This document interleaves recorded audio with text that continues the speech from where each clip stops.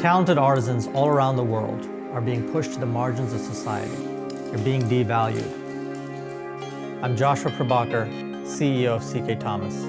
I was raised in India and grew up in a very small village in South India. Then I was afforded the opportunity to come to the United States and work for a large Fortune 500 company. Life experience in India and the professional experience in the United States has given me a unique opportunity to use my skills and capabilities to put the artisan back at the forefront and give back to them.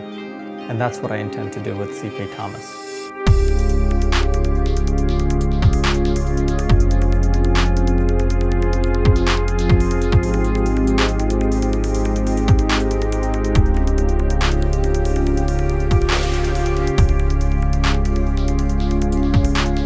We're excited to launch our first collection in the fall of 2016. This collection will feature hand-hammered brass and textiles.